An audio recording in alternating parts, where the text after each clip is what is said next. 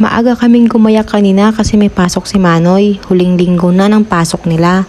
Bago nga kami umalis ng bahay ay naghuhus na muna ako ng mga pinggan ng pinagkainan namin at konting linis para pag uwi ay wala na masyadong gagawin at makapagluto na lang agad para sa pananghalian. Medyo malayo nga itong lalakarin namin dahil bihira lang na may dumaan na helicopter dito sa amin.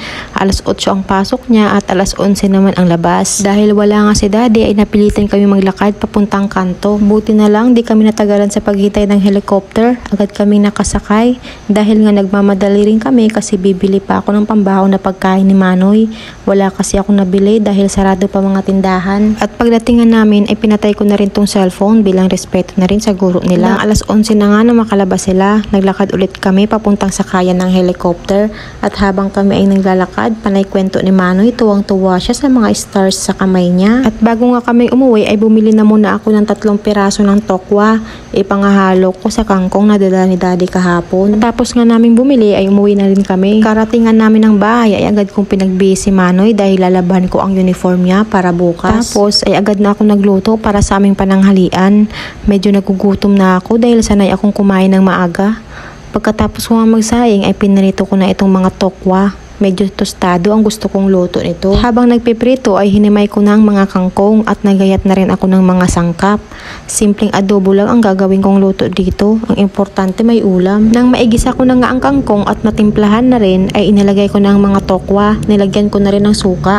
Pagkatapos ko ang magluto ay kumain na rin kami dahil nagugutom na talaga ako. Pagkatapos nga namin kumain ay nagugas na ako ng mga pinggan at nagpahinga saglit. Pagkatapos ay pinatulog ko na si Manoy at nang makatulog na siya ay tumaas na ako dito sa taas namin kasi balak ko maglinis. Sakto, hindi masyadong mainit. Una ko ang ginawa ay tinanggal tong kurtina dahil balak ko ang palitan. Ang ginawa ko pala dito ay tinahi ko lang sa may grills ng bintana dahil wala pang masabitan. Nagtanggal na rin ako ng mga agiw at mga alikabok. Pagkatapos ay inayos ko tong damitan ni Manoy. Pinaghiwalay ko nga ang mga panlakad at pambahay, mga pambaba at pantaas at kanyang mga terno. Nagkarambulan na naman ang mga damit niya para na namang ukay-ukay. Mag-ama talaga kayo ng tatay mo.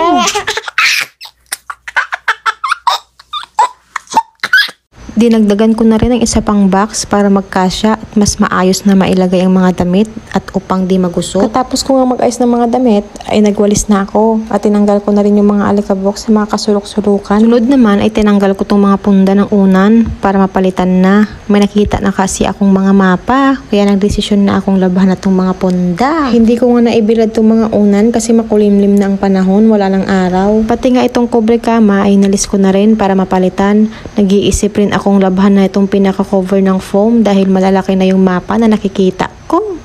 3 buwan na rin nakalipas na nalabahan ko to. At pagkatapos ay naguskus na ako ng sahig. Maalikabok, mare. Mayaman kami sa alikabok.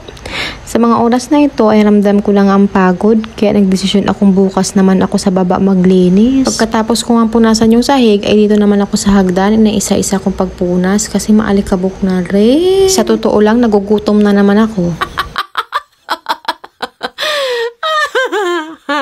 Natunaw na yung mga pagkain na kinain ko kaya nagmamadali na ako para makapagpahinga at makakain ulit. At nang makatapos nga ako ay laking tuwa ko. Abot langit ang aking ngiti. At ito na po muna for today's video. Salamat sa panonood. Huwag niyo pong kalimutan na i-like at i-share ang video ko para updated po kayo sa mga susunod ko pang videos. Bye!